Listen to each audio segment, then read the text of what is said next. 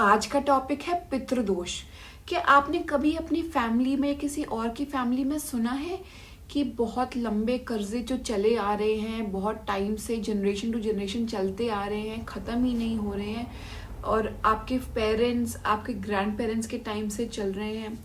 या फिर कभी आपने ऐसा सुना है कि बहुत फ्रीक्वेंट फैमिली में डेथ्स हो रही हैं, और मोस्टली जो अर्निंग मेंबर होता है, जो हेड ऑफ द फैमिली होता है, वो जाते जा रहे हैं।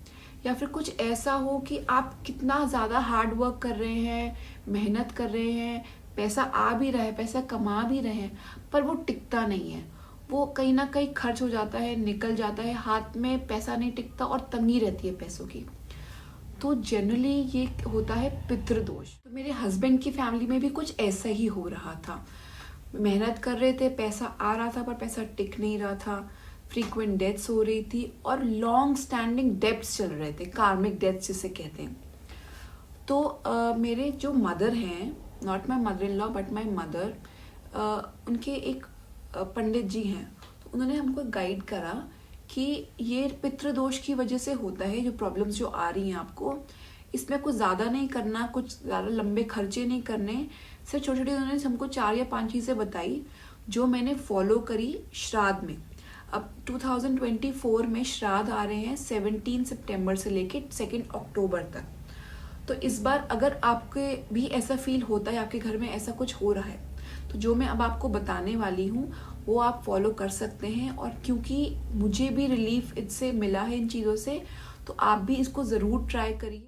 मेरा बिल्कुल भी पंडितों में या फिर ऐसे एस्ट्रोलॉजी में या फिर उपाय करने में बिलीव नहीं है, ना मेरे हस्बैंड का है, इसलिए हम इन पे पैसा भी खर्च नहीं करते इन सब चीज़ों पे। बट क्योंकि ये बहुत इजी रेमेडीज थी और किसी ने बिना किसी हमारी प्रॉब्लम्स को जाने हुए एक गाइडेंस दी थी, उनको प्रॉब्लम भी हमारी नहीं पता थी, तो इसलिए मैंने सोचा कि मैं ट्राई कर कर देखती हूँ, क्या पता हमारे ऊपर भी यही प्रॉब्लम हो और मुझे इससे रिलीफ हो जाए, मेरी फैमिली को इससे रिलीफ हो जाए।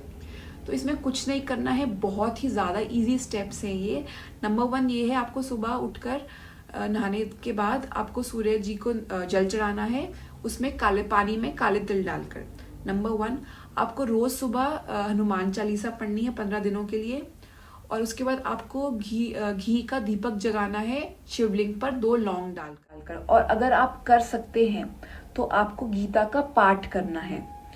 और क्विक रिलीफ के लिए आपको cats, dogs, ends and cows, इनको खाना खिलाना है 15 डेज के लिए। क्योंकि कहते हैं कि हमारे जो एंसेस्टर्स होते हैं वो एनिमल्स के रूप में हमारे आसपास आते हैं, हमारे को देखने के लिए, हमसे कनेक्शन बनाने के लिए। तो उनकी ब्लेसिंग्स के लिए आपको ये उपाय ज़रूर करने चाहिए। ये ट्राइड एंड टेस्टेड तरीके हैं, आपको इनसे रिलीफ ज़रूर मिलेगा।